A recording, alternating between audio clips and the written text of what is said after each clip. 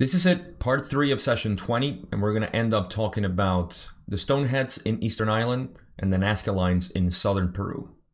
Let's go.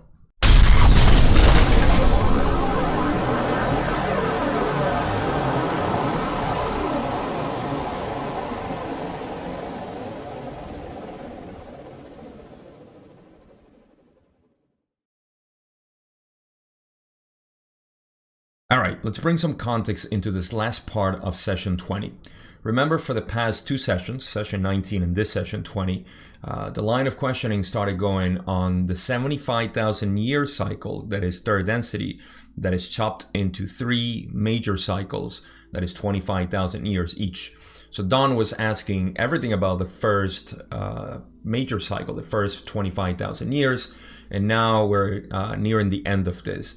The last question we covered in the last video was Don asking if the Orion group actually interfered or made contact with humanity back then.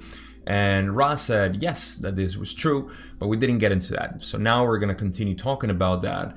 And Don is going to ask what was this type of contact. And this is going to lead us obviously to the monuments, the moai, as they call them too, the Eastern Island stonehead. So let's get into that. This is going to be a pretty light video in terms of the things we're going to talk about.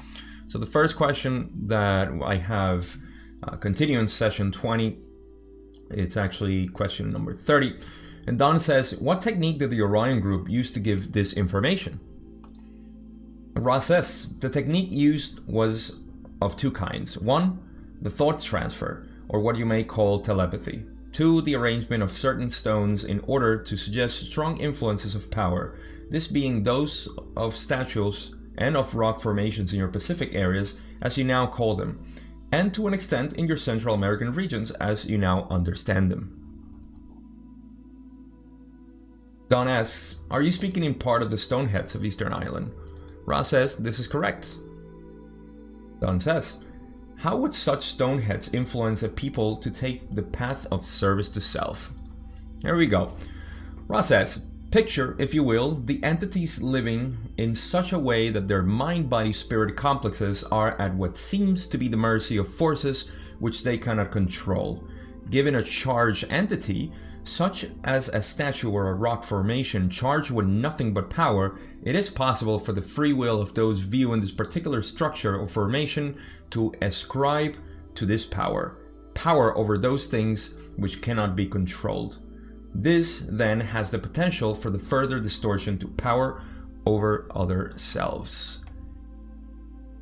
So the Orion group has been using, obviously, telepathy, which any other entity can use to influence us, and that's just part of the balancing of positive and negative influences for service to self and service to others paths. But in the question that Don asked, like, how does this stoneheads can actually influence service to self path? And it actually is a really good question. And Ra explains that these stoneheads, or any monument that can be charged with power, just the imposing power that it has, especially on in the earlier humans in the first cycle, which we're going to get a little bit into in the next questions. It's a very imposing figure that can only be ascribed this power to something bigger than them, and that they cannot understand. This to me sounds like when they used it sounds a lot like the typical monument that cannot be explained, and so it is attributed to a god, and that god has certain rules that the person distorted towards service to self, which of course is going to create some sort of religion, cult, or belief system. They will start mentioning or saying that these are the ways of this god and so on. That's to me how it sounds for the primitive mind of the humans, and how this would influence that way, which I'm sure it happened in so many societies as it is. And this is just the natural course of action of the balancing energies of the universe. And I think it's a good time to make that emphasis, because we as humans, especially in this world right now, we kind of get lost in the idea that there is negative, evil people, and then there is positive, beautiful, benign, beings. And the reality is that those two things have been working together over time. The fact that we have an anomaly going on Earth, it's outside the scope of this video, but just to put that into context, especially talking about this type of influence from the Orion group, it's a very permissible thing to do to create that possibility. But as we know from the last video, if you haven't watched it, go watch it. One of the last questions was I forgot what the question was, but they say that the contact on the Orion group, they said that it falls on deaf ears, basically. So this did not make any sense to people, and they just didn't care. They simply watched them and said, meh, all right, stoneheads, they look cool, that's it. All right, let's go to the next questions. So Don says, how were these stoneheads constructed? We kind of know already this answer. These were constructed by thought after a scanning of the deep mind, the trunk of mind tree, looking at the images most likely to cause the experience of awe in the viewer. So really quick, this is what I was going to mention. I thought it was like further ahead, but this is it. They were constructed by thought, just like the pyramids, it seems. And this was after scanning the deep mind, the trunk of mind tree, which kind of gave them an image of what, say, the primitive people in 70,000 years ago, or whenever this was built, I think it was 50-something thousand years ago, in the first cycle, the first major cycle, they were susceptible to this type of image to create the illusion of power, or the idea of power. And the Orion group scanned what was the appropriate image to provide them, so they can see them like that.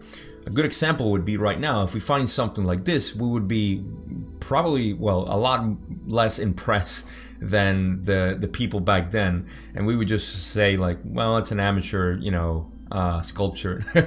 So it really, I guess, it changes the way as humans evolve, and the different souls and incarnations, they start bringing, of course, a lot more knowledge, and they have to devise more trickier ways to further push us towards the service to self path, which now we can see that have been very, very creative. So, all right, that's all I got there. But I thought it was cool to show that the Orion group actually scanned the people's mind back then to create the best image possible to influence them in the negative path or service to self path. All right, next question, 34. And Don says, well then, did Orion entities do this themselves? Did they land in physical, or did they do it from mental planes? Or did they use one of the incarnate entities to construct these by thought? Ra says, nearly all of these structures and formations were constructed at a distance by thought. Very few were created in later times in imitation of original construct by entities upon your Earth plane density. So yeah, they were constructed pretty simple by a distance, and there was no need to incarnate here or come here with any sort of it seems very primitive to do for advanced or interdimensional beings to do it. There's nothing too important and, I mean, intricate, I would say, about creating this by thought. I would say that the pyramids, of course, might have been needed, like Ra obviously incarnated here, but these stones, they seem pretty basic. I would suppose that's just like they were delegated to the lowest people or entities in 4 density, which is where the Orion group mostly comes from. So, and there were others created by us humans in imitation of it. So I suppose the influence was just to say, wow, very creative, I want to make my own. And it actually influenced artists to create their own stones at a later time. So I thought that was cool. All right, let's go on with the next question that we have. And Don says, what density Orion entity did the creation of these heads? I should say this question again. What density Orion entity did the creation of these heads? All right, sounds weird. Ra says, the fourth density, the density of love or understanding, was the density of the particular entity which offered this possibility to those of your first major cycle. Don says, you use the same nomenclature for fourth density negative as for fourth density positive. Both are called a dimension of love or understanding. Is this correct? Ra says, this is correct. Love and understanding, whether it be of self or of self towards other self, is one.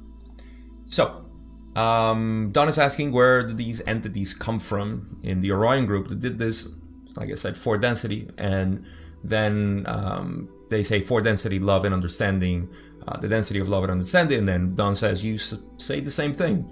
I suppose at this point it was kind of, strange that we were talking about love of the negative path, but of course, Ra explains that it's the same love. It's either you open the heart to others or you close the heart for yourself, and that's totally acceptable in our evolution as souls and spirits and so on. So just a pretty cool clarification there too.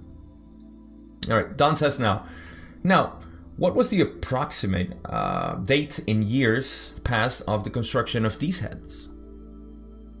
Ra says this approximately was 60,000 of your years in the past time space of your continuum. So exactly, 60,000. What structures were built in South America, Don says. Ra says, in this location were fashioned some characteristic statues, some formations of what you call rock, and some formations involving rock and earth. Don, very perceptive, says, were the lines at Nazca included in this? Ra says, this is correct. Don further inquires, since this can only be seen from an altitude, of what benefit was this? Ra says, the formations were of benefit because charged with energy of power. Okay, so let me make a pause here. So the Nazca lines in Peru can only be seen from an aerial point of view, as you can see in the beautiful images that I have shared here in the video. And this obviously brings Don to ask, how can this be of influence of power if they can only be seen at an altitude? And Ra is saying, very naive, of course, of the idea of the question. We're going to get into that because Don keeps being confused with this. And they said the formations were of benefit because of charge of energy of power. Now this,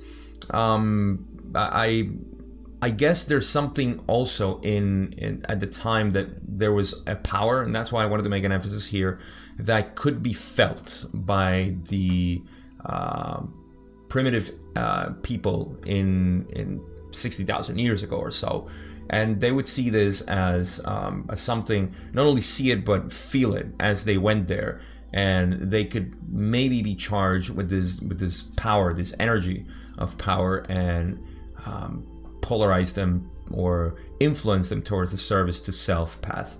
But the question that Don really wanted to ask was this one, when he says, I'm a little confused. These lines at Nazca are hardly understandable for an entity walking on the surface. He cannot see anything but a disruption of the surface. However, if you go up to a high altitude, you can see the patterns. How was it of benefit to the entities walking on the surface? And now Ra explains.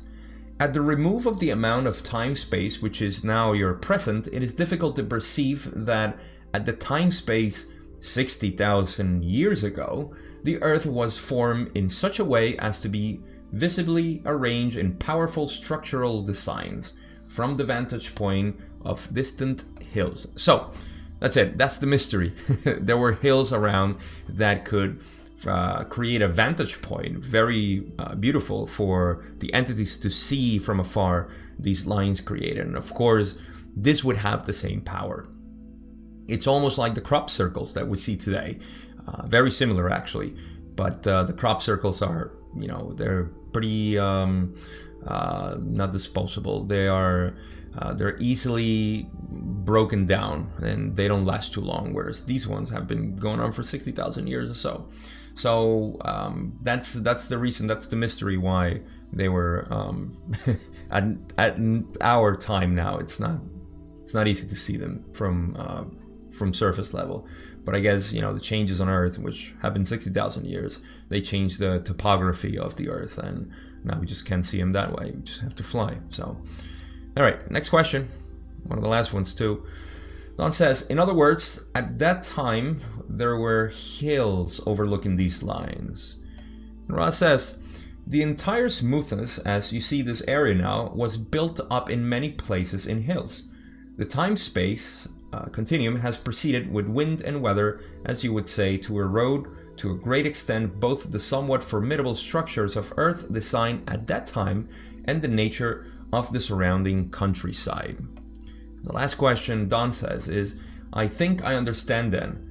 Then these lines are just the faint traces of what used to be there. Ross says, this is correct. So, again, this last part was just to finish up session 20. Everything is pretty self-explanatory. I just expanded on a couple of things that I thought it was noteworthy, and those were how they scanned the mind of the primitive entities back 60,000 years ago. I can see now it was 60,000, not 50 something, and they created the structures to create an influence. One of the few things I can conclude of this is the complexity of the mind right now. And this is something that is practical for us right now to see how our minds, and this is something we can definitely extrapolate from this, is that the complexity of our minds have changed over time, over these thousands of years, not only by the evolution or I would say genetic modification that they have done over time, but also the lifespan reduction, which we talked about, and we'll talk further in the next sessions. But that reduction in lifespan also created the possibility of us having a, shall we say, programming of the mind. So we can make use of catalysts a lot more efficiently. So the reason why I'm saying this is because we would think, or we would be inclined to compare ourselves to the original entities that started this first cycle, or this 1/3 density master cycle. And as comparing to them, we know that we have advanced a lot in our ways to perceive reality, in contrast with what they used to. That's the purpose of third density, to improve that perception of reality, so we can create use for that abstract thought that we are now newly using in first density, so we can start exploring those unusable thoughts for sharing, companionship, love, dependency, and so on, that creates that opening of the heart, which is really what's the purpose of third density, to go into fourth density. So again, just to recap, my conclusion here is to say that the complexity of our minds are already at a point where even Ross said in previous sessions, and we're talking about 11,000 years ago or so, the body, the mind, body, spirit complex right now is appropriate to do the same work as the pyramids did in the past. So that's how much we have evolved at a complex level of the human body and the mind. And it's a good thing to know, because we can see the potential that we have for this exploring of the soul. I don't want to say ascension process, could be too, but just the exploring path of understanding the self and so on. So, all right, I hope that conclusion helps out even a little bit. We're exploring some history here that is maybe not that relevant to us right now, but with that little conclusion, that's what I kind of gather of this. Hope it makes sense again. And that's it. Next session will be 21, and we're going to divide it possibly into 2 or 3 videos again, and we're going to explore some new things there, but we're still going to be within the context of the first couple of cycles as we keep exploring this. And we're coming actually to the end of the first book in the Law of One series. So thank you for watching. I'll see you next week on session 21, first video, part 1.